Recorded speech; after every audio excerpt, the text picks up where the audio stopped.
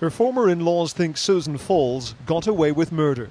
I had my arms outstretched like this, and the gun was heavy because it had a silencer on it, and I was shaking so much, so I needed two hands, and I had them like this, and I just lined it up with his right temple, and I fired.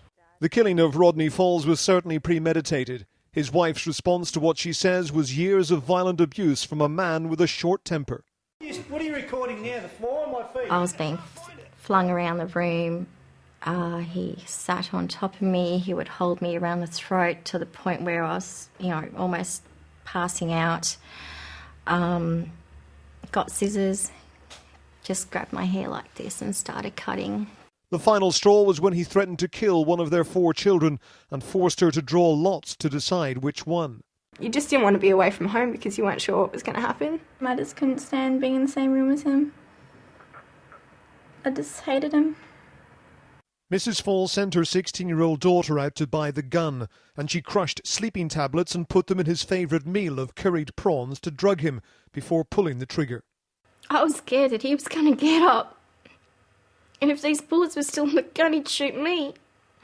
So I pulled them out, and I'm just crouching there, and the girls were there, and I asked them if they still loved me, and they said that they did. But Rodney Falls wasn't yet dead. She and her daughters waited 3 hours. She shot him again, but he was still breathing. Full bottle of sleeping tablets. 2 bullets to the head. He's still breathing, and I got nothing left.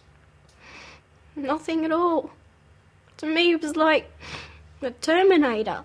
When he finally died, she reported him as a missing person, only confessing when the body was found. But the jury took just 90 minutes to acquit her of murder and of manslaughter. Mrs. Falls can now deliver her own verdict on what she did.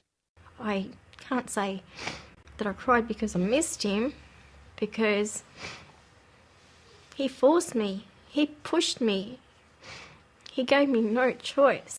In a remarkable case, the men who helped her dispose of the body were also freed. The only conviction in the trial, a minor offence of supplying the gun for a killing, which a jury decided was legal. Ian Woods, Sky News, Sydney.